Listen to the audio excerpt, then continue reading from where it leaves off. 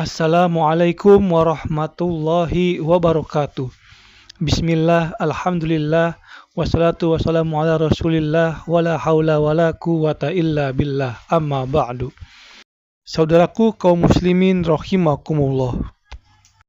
Dalam video kali ini akan membahas tentang dari manakah jilbab berasal, apakah jilbab budaya Arab, dan juga mengapa wanita harus memakai jilbab. Untuk lebih jelasnya, mari kita dengarkan tausiah dari guru kita, Syekh Ahmad Al-Misri. Pembahasan kita malam hari ini, apakah jilbab ini budaya dari orang Arab atau dari mana budayanya?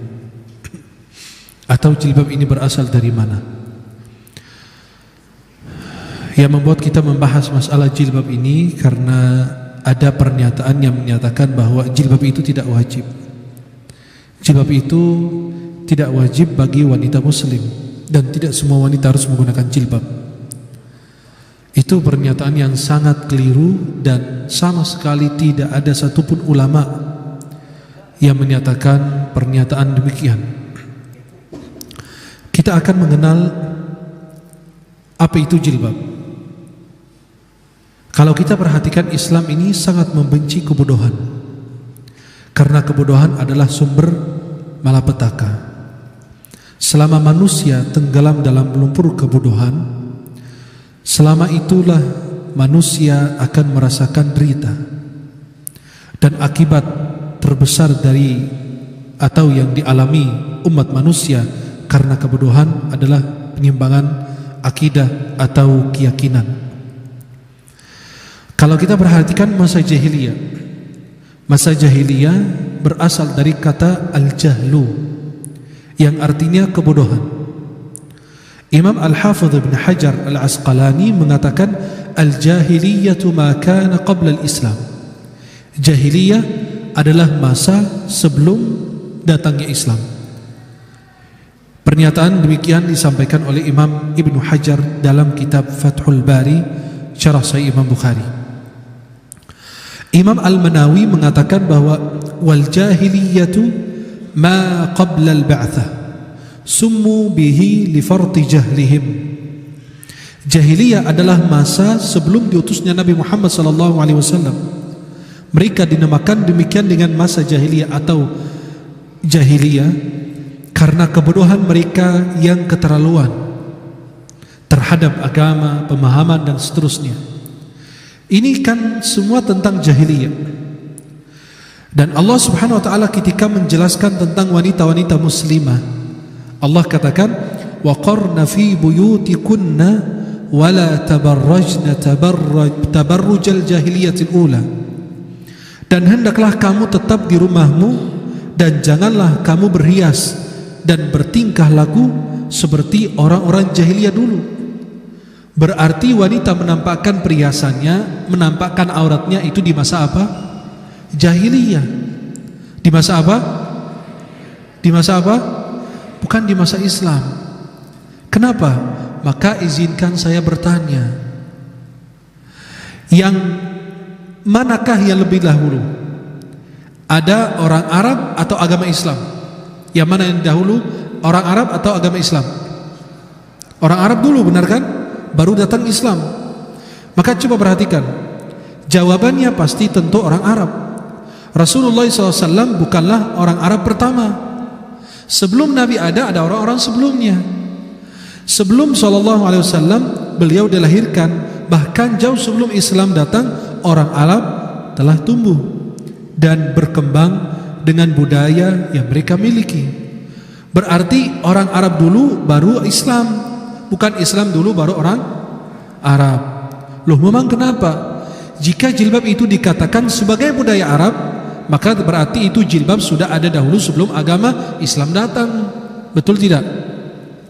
Kalau kita bahas bahwa ini jilbab ini budaya Arab, berarti jilbab sudah ada sebelum Islam, di masa jahiliyah, bukan di masa Islam.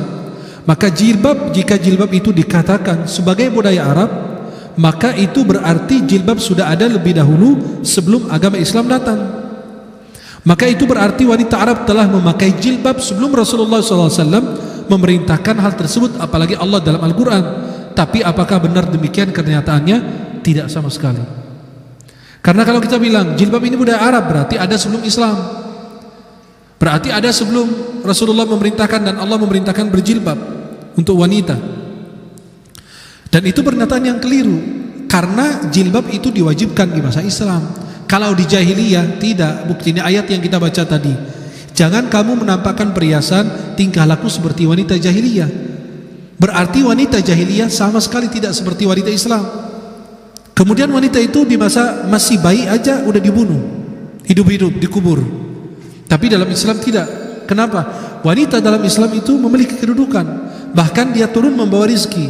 Ada sebuah riwayat mengatakan, ketika istri kita melahirkan anak perempuan, Allah katakan kepada istri kita, kepada anak tersebut, keluarlah ke dunia dan aku menjadi penolong ayahmu. Allah yang menjadi penolong ayahnya. Kenapa? Karena yang lahir perempuan, dan perempuan itu fisiknya lemah, berbeda dengan kaum laki-laki. Tapi ketika istri kita melahirkan anak laki-laki, Allah katakan keluarlah ke dunia dan kamu menjadi penolong ayahmu. Maka wanita dalam Islam memiliki kedudukan tinggi. Wanita dalam Islam itu sedang haid biasa-biasa saja, hanya cuma meninggalkan apa? Ibadah, sholat, puasa dan seterusnya. Tapi kita tidak jijik, kita tidak meremehkan. Berbeda di masa jahiliyah. Wanita di masa jahiliyah kalau sedang haid sama sekali diasingkan, nggak boleh dia makan satu tempat bersama orang-orang yang subhanallah, yang biasa, atau kaum laki-laki, nggak boleh dia ikut campur di situ. Maka para jemaah yang dimuliakan Allah Subhanahu wa taala, wanita di masa jahiliyah itu sangat-sangat diremehkan, sangat dihina, dianiaya pada saat itu. Tapi dalam Islam dimuliakan. Maka kalau orang bilang jilbab itu budaya Arab, karena orang Arab bagi jilbab kita ikut-ikutan, sebelum orang Arab, sebelum Islam datang, jilbab tidak ada. Islam itu membawa jilbab, sedangkan itu perintahnya sudah jelas. Surat Al-Ahzab yang tidak dibaca Ustaz Fitra tadi, surat Al-Ahzab ayat 59, Allah Subhanahu wa taala berfirman, ya ayyuhan nabiyyu qul li azwajika wa banatika wa nisa'il mu'minina yudnina 'alaihinna min jalabibihinna dzalika adna ay yu'rafna fala yu'dzain wa kana Allahu ghafurur rahima. Allah Subhanahu wa taala jelaskan di dalam surat Al-Ahzab ayat 59, ya ayyuhan nabi, ini panggilan, wahai nabi, katakanlah kepada istri-istrimu, anak-anak perempuanmu dan istri-istri orang mukmin, hendaklah mereka mengulurkan jilbabnya ke seluruh tubuh mereka. Ini kan perintah, ini kan aturan dari Allah, bukan dari budaya. Ini kan ayatnya sudah jelas.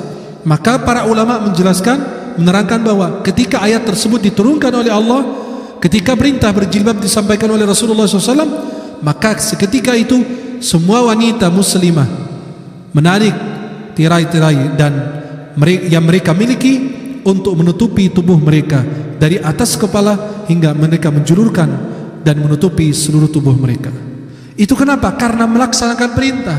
Pada saat itu turun di masa Islam, bukan di masa jahiliyah. Mengapa wanita itu harus berjilbab? Kenapa wanita harus menggunakan jilbab? Pertama, sebagai bentuk ketaatan kepada Allah Subhanahu wa taala dan Rasulnya. Kan ada perintah Allah dan juga ada perintah Rasul. Hadisnya riwayat Abu Daud dalam sunan beliau, walaupun masih menjadi khilaf ulama, ini hadis lemah atau tidak, karena yang meriwayatkannya Khalid bin Duraik, dan Khalid bin Duraik meriwayatkannya dari Aisyah istri Rasulullah. Tapi sayang sekali Khalid bin Duraik lam yudrik Aisyah, tidak pernah berjumpa dengan Aisyah, maka itu disebut hadis mursal. Maka para jemaah yang dimuliakan Allah, Nabi yang katakan kepada Asma, wahai Asma, jika wanita itu sudah mencapai haid, maka wanita tersebut tidak boleh menampakkan dari tubuhnya kecuali wajah dan telapak tangan. Maka ulama katakan bahwasannya wanita itu seluruh tubuhnya aurat kecuali apa? Wajah dan telapak tangan. Menurut sebagian mazhab bahwa cadar itu wajib, kita juga sudah pernah membahasnya. Maka pertama karena itu perintah Allah. Dalam mazhab Syafi'i itu semua perintah itu ta'abbudi, kita melaksanakannya karena beribadah. Karena itu perintah Allah Subhanahu wa taala. Saya tidak harus mencari kenapa saya salat zuhur diam, sir, tidak dibaca dengan keras. Kenapa saya salat subuh dibaca dengan keras imamnya. Kenapa asar 4 rakaat itu tidak di dalam sir, tidak dibaca dengan jahar. Kemudian maghrib 2 rakaat pertama dan rakaat ketiga berbeda dalam bacaannya. Kenapa? Ta'abbudi, dilakukan beribadah. Bukan karena hawa nafsu, tidak. Nabi SAW wa ma yantiqu 'anil hawa. Sampai Nabi SAW, Usama bin Zaid datang untuk meminta keringanan orang wanita dari bangsawan, dari suku Makhzum. Usama bin Zaid yang berani ngomong sama Rasulullah. Kenapa? Minta keringanan dalam salah satu keputusan dan hukum Allah, had. Rasulullah katakan, atashfa'u fi haddin min hududillah ya Usama.